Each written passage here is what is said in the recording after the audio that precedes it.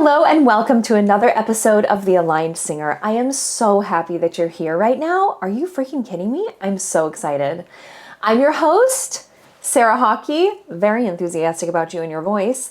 I'm a professional classical soprano. I'm a voice teacher as well with an expertise in building your vocal technique, and I'm your bel canto bestie, here to help you connect the dots from wherever you are now to wherever it is you want to be in your singing, in your dreams, in your singing career, in your pursuits, etc. I like being a fairy godmother that helps you make your dream come true. On today's episode, I am so pumped to share a 3-word, very simple yet very powerful mantra that I came up with in my 20s, really early on when I first started getting hired as a classical soprano. If you missed episode 1 of The Aligned Singer, you can go back to it to see the whole story, which still kind of embarrasses me to share, but it's been helping a lot of people. Where for the first 6 years I lived in New York City, I was not working as a classical soprano. I sort of thought I was like nuts and had lost it, that why am I pursuing this dream? And really working like 7 other jobs and totally broke. The good news is I started to actually work, and things started to work, not only with my voice in my career, but also in my life. Little by little, things started to shift. And what I noticed was things were reorganizing in my life depending on this feeling of yes. And that's how I developed this 3-word mantra. So before I go further, if you don't know what I mean when I say mantra, or you're like, that lady's super woo, by the way, you're right. I mean, I have a crystal altar that I set up literally for our conversation today right there. So I am very woo. But a mantra basically is something, if you've ever heard of somebody doing meditation in one style of quiet meditation, you repeat something in your mind. You can honestly think of this as a thought that you say in your mind over and over again. Most of our thoughts, if you look into very interesting research into neuroscience and self-talk, they just repeat over and over. So we might as well start to be the artistic director of what happens in the amphitheater of our minds and start to actually choose the thoughts that repeat in our head. Because let me be honest with you, if you, and I know you are, if you're anything like me, my thoughts in my head, whether it's about my singing, my career as a voice teacher, or anything else, it could even be about my freaking garden. I'm not even kidding you. I'm like, oh, there's too many weeds. They can be, what I'm trying to say is, they can be very negative and destructive. And it's kind of like sometimes people want to help us get better, but what they're offering is negative feedback. As an expert voice teacher and a person that literally has a master's degree in education, I understand how we build towards goals, aka learn, and it's not helpful. And let me tell you, you and I sometimes actually accidentally embody, meaning stick into our own minds and neuroplasticity, the negative, critical things that other people have said to us as if that's going to help us grow. And after many years on the planet and many years doing that to myself, it honestly rarely helps me grow. It's certainly not the way that I speak to my students. It's not the way my mentors mentor me, like ever. Or honestly, I wouldn't work with them. And it's really not the way that we should speak to ourselves in the privacy of our own minds. So what I want you to take away from hearing that, if you're just like, if this is the first time you've ever heard this and you're like, wait, what? Listen, go back to that little button on your phone and like skip back and listen to me say it again.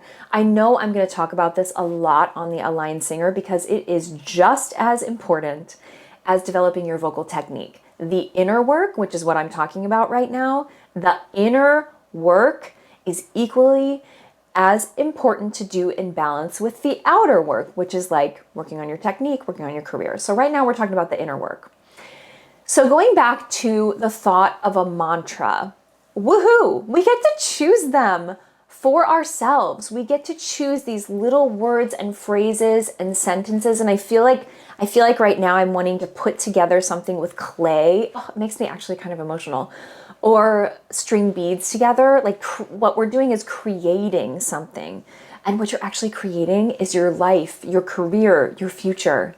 That's what you're creating with these little sentences that you say to yourself. And as we start to take a look and notice the ones that might be not so nice or really quite destructive, we can start to replace them. And the 3-word phrase or mantra that I want to teach you today has helped me. It's been a guiding light since my 20s when I started to finally work as a soprano in my late 20s. First, it was a guiding light for my singing career and my singing career pursuits and the way I directed my time, energy, and focus towards what was working in my singing career. But these days, it helps me with other things too. But let's start with your singing, because I know you and I think about this a lot. I certainly think about your singing and your success and your voice all the time, literally even if we haven't met yet or connected in some way. I'm thinking about you all the time. I hope you feel my energy emanating, whether it's from my crystals or from my heart. No, it's honestly from my heart. Okay, here we go. First, I want to set the scene for you. We're going to go back in time. That's my back in time sound effect. To my 20s.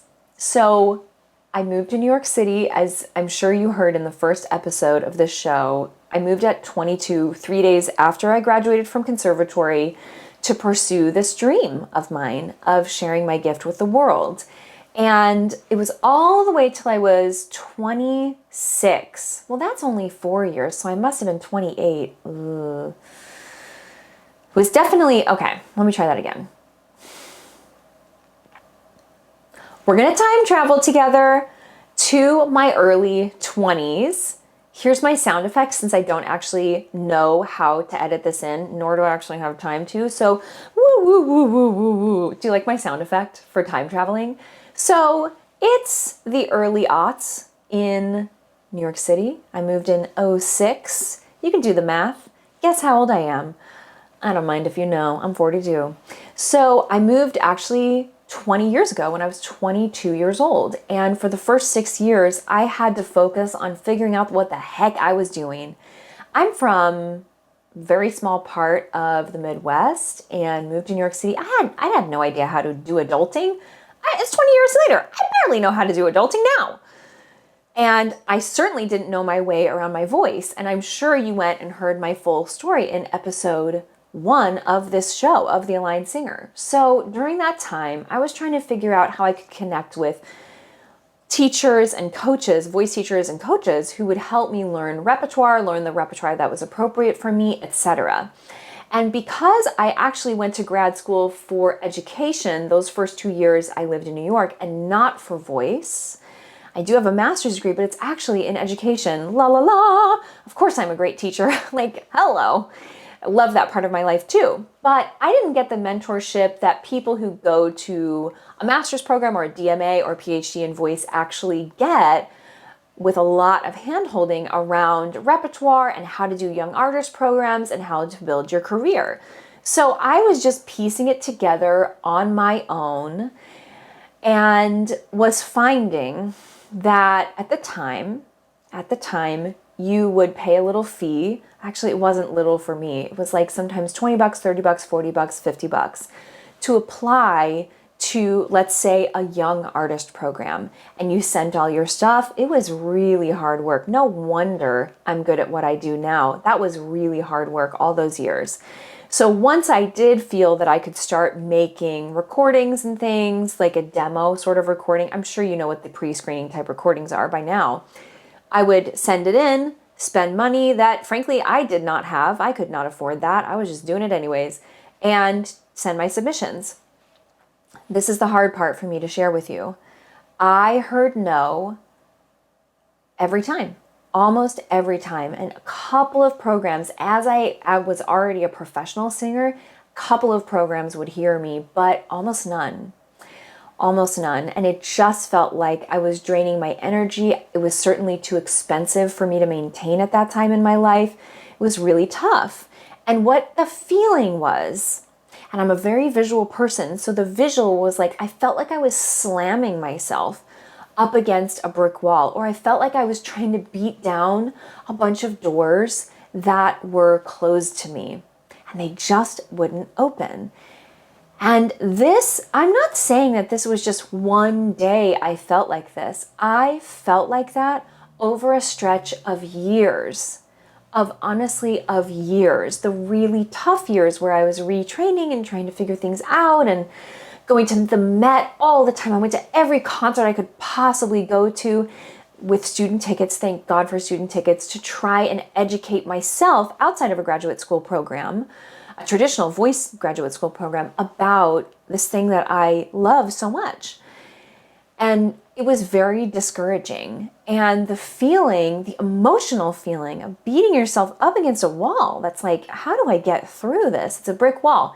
Is so definitely has wear and tear on you emotionally. If you felt that, you may have felt it though in your personal life. You may have felt it with a health challenge. You may have felt it when a relationship's not working out and you realize you need to break up, that sort of stuff.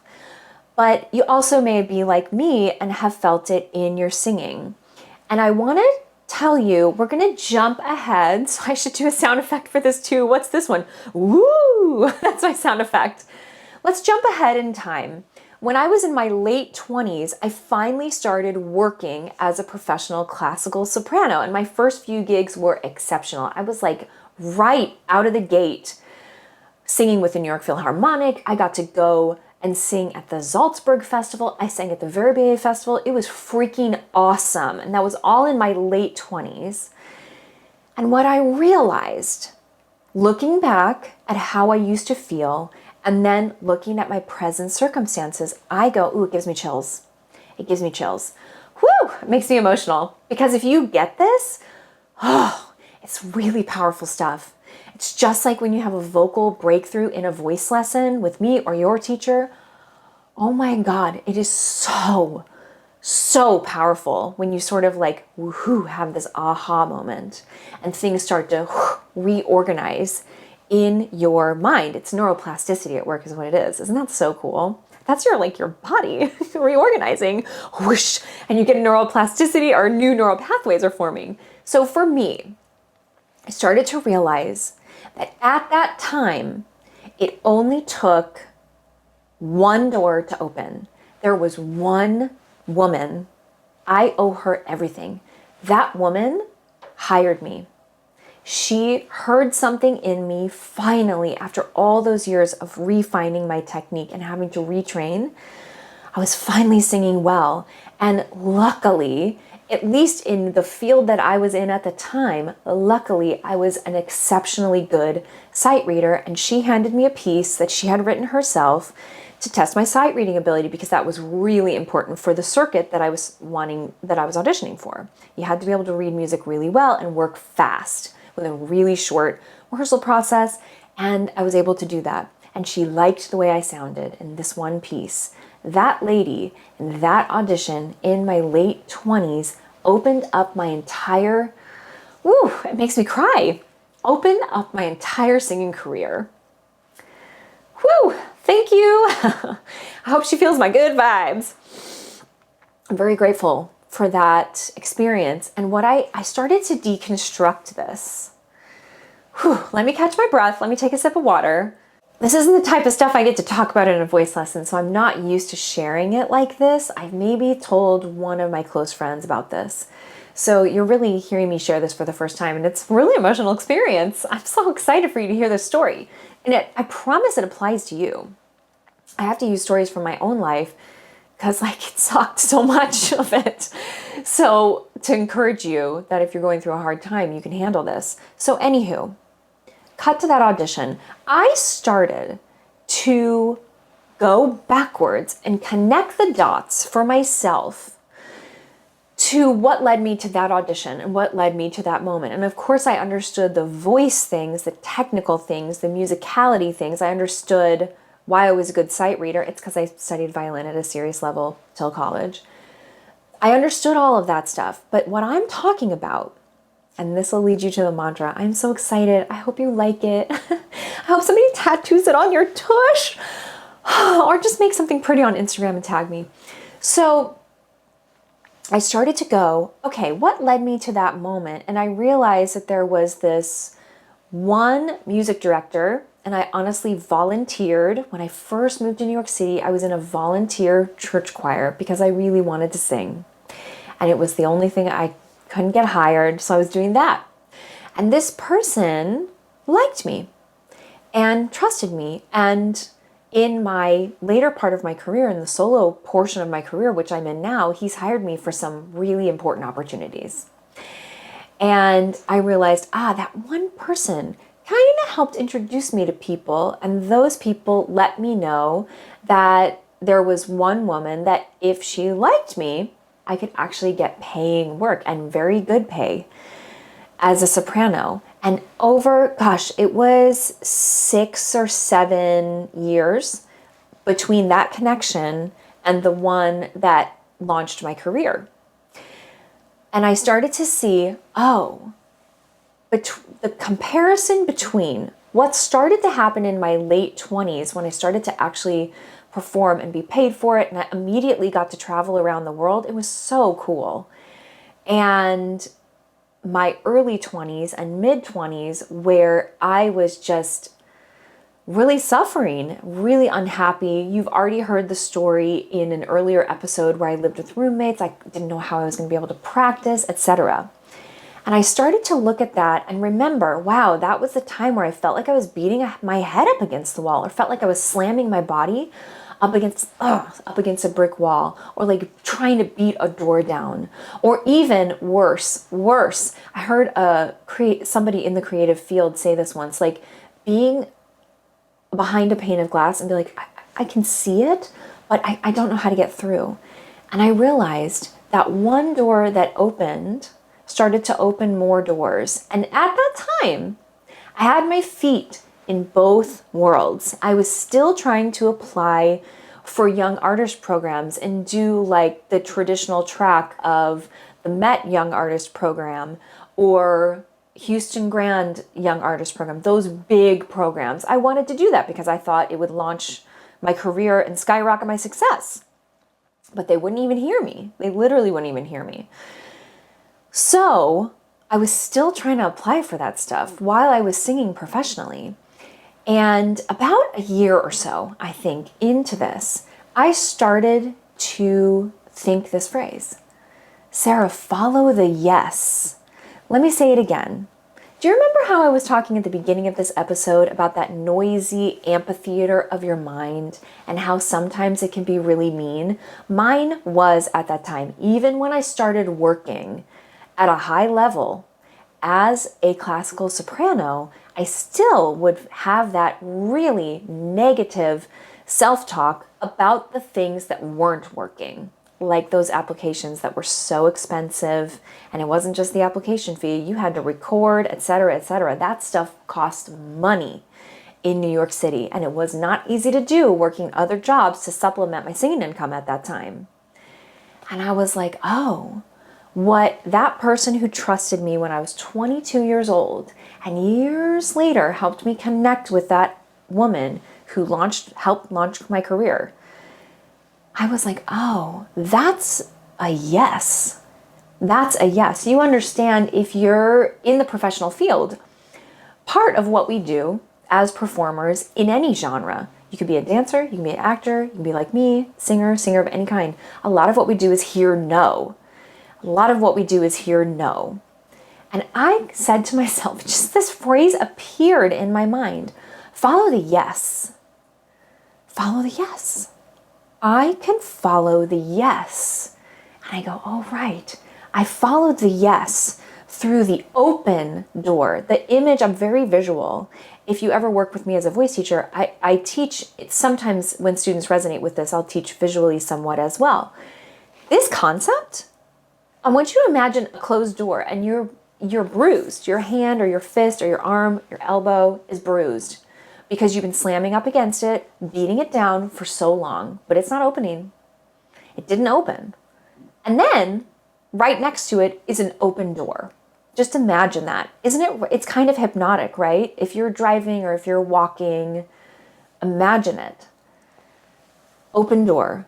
What happens when we start to walk through the open doors and pretend the closed door is just a wall? It's not even there.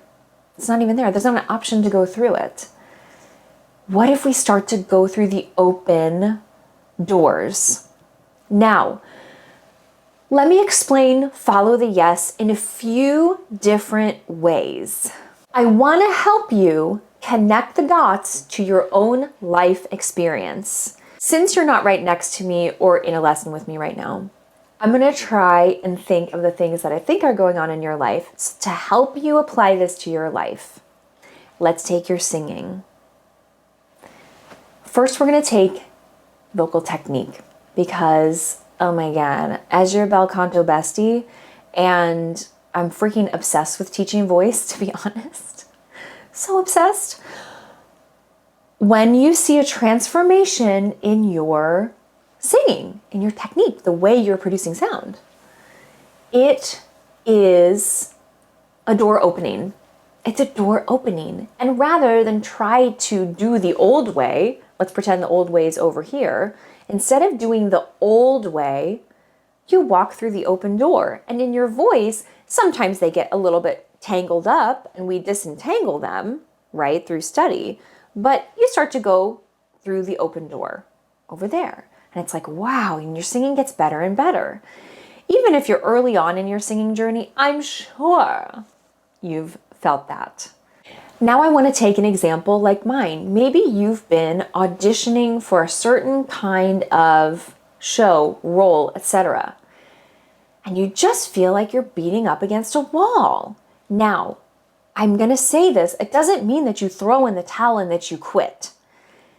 There is this discernment that you have to use. Hear me now. If you are distracted, I do not want you to mistake what I'm saying, that you should throw in the towel and quit singing. I do not think that. I think that you should never, ever, ever, ever, ever quit singing. All right? If you're having trouble with a certain aspect of your singing, it is all solvable. It is all solvable. Technicians, experts like me, and my friends, and the people out there who I don't even know can help you solve it. So I'm not saying that. But what I am saying is we each have an inner knowing. You are an artist. That is an honor and a privilege. And there is an intuition that is deep in you. There is an inner knowing that is deep in you. And you are going to know, even if it's deep down and you don't want to admit itself to yourself, because like me, why am I saying this? Because I did this to myself. I still have to catch myself. And dude, I've been working for so long as a professional singer. Like, what? What I'm saying is somebody along the way told you that success looks like you get this role. Success looks like you get this show. And so what you've been doing is trying to do it that one way. And you're just beating yourself up against that closed door. Are you following me? And your intuition, your gut instinct knows that you are meant for more and that that's actually limiting you and not freeing you. And you would have to see what your open door is. I don't know.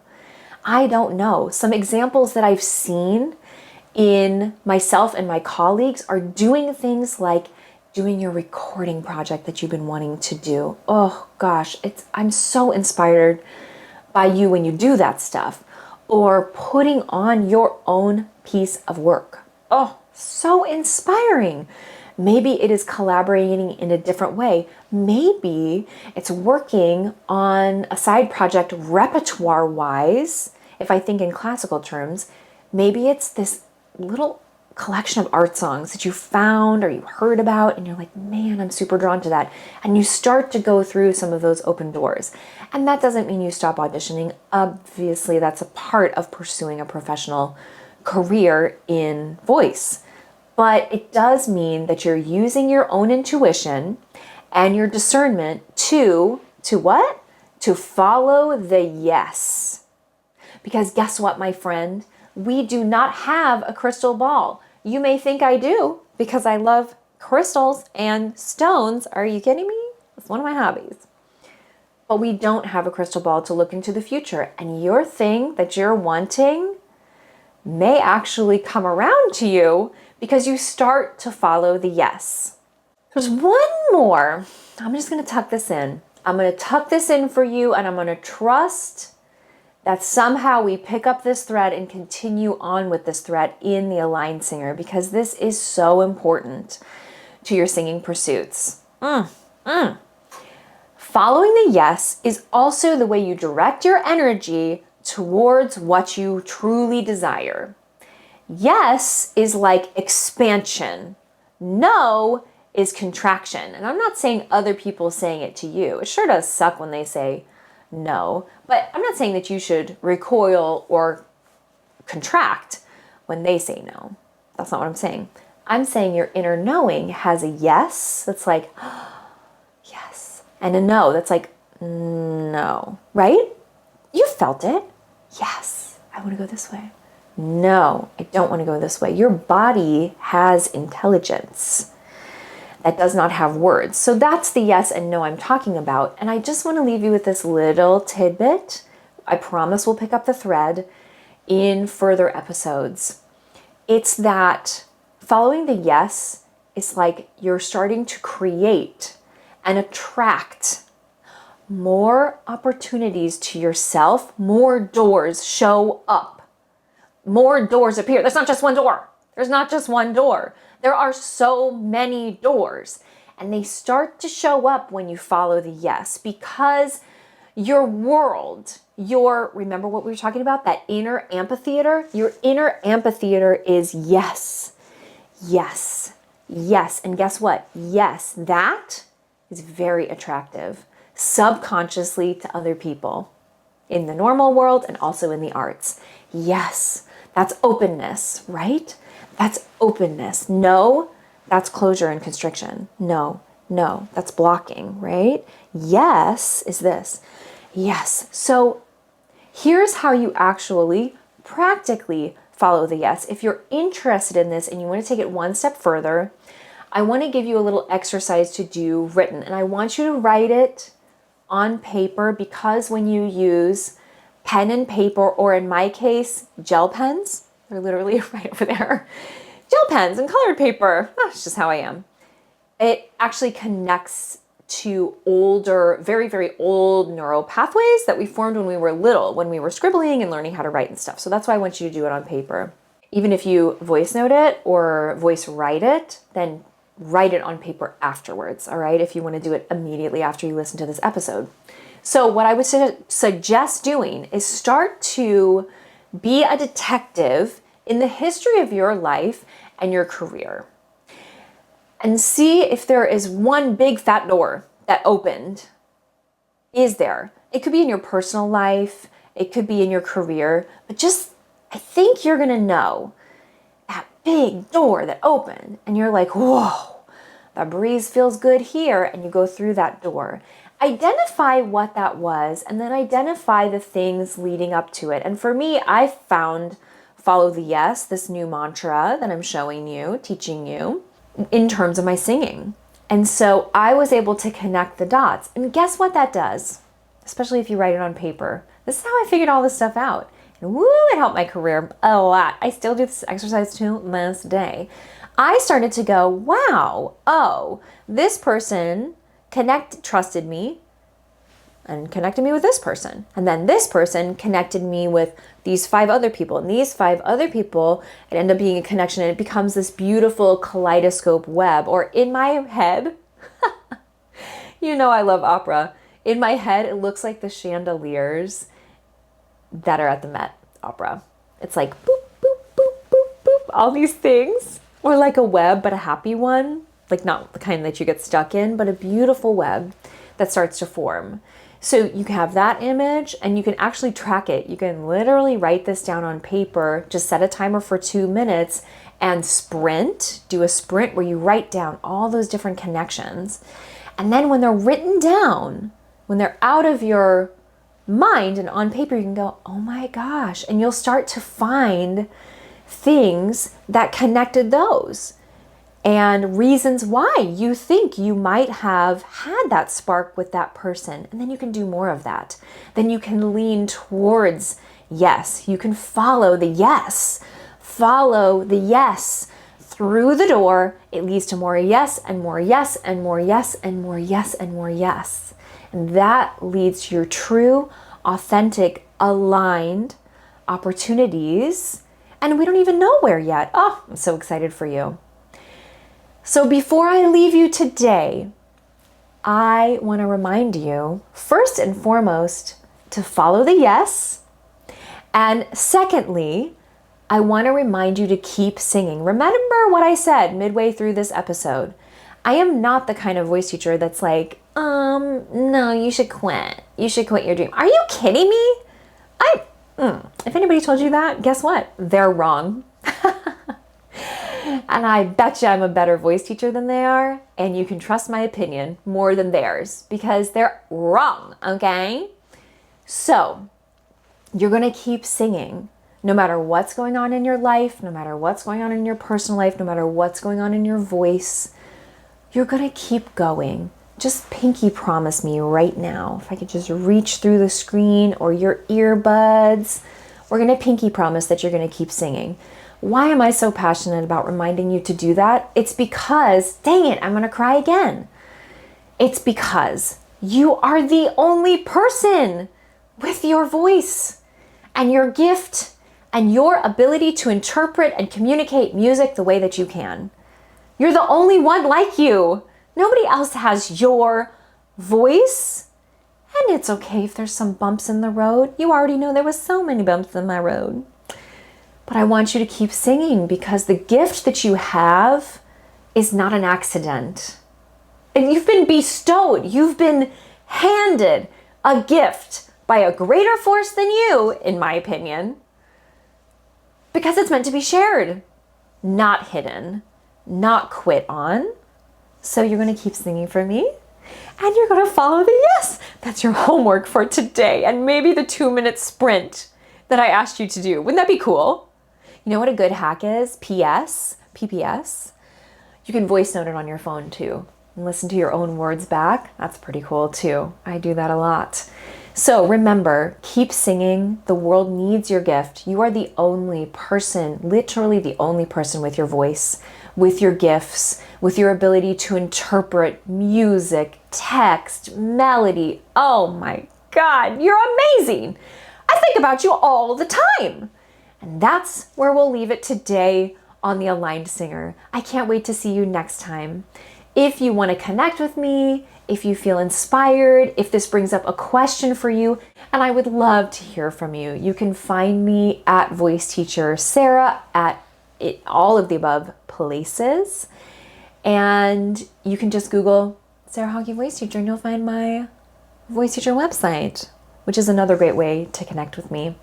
I'm so excited to hear from you if you feel so inclined. And I just want you to remember that I believe in you and that in a lot of the stuff that you're going through, I've been there and I've lived to tell the tale, and you will too. You're going to succeed. I just know it. I'll see you next time on The Aligned Singer.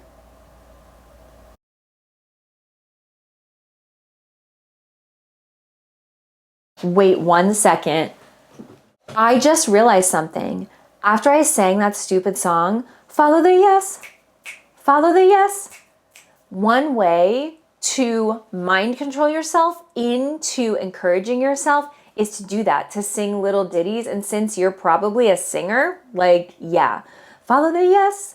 If you start to feel that self-criticism and mumbo jumbo that's negative, that came from somebody else and it's not truly you, your true self, just sing follow the yes to yourself. And if you can make up a better melody, I would really appreciate that. Follow the yes. Follow the yes. Can't think about anything else. Follow the yes. Follow the yes. You could literally repeat that. Follow the yes. Follow the yes. Yeah, I'll follow the yes. Right? Okay, I'm finally going to follow the yes right over to my warming cup of tea. I believe in you.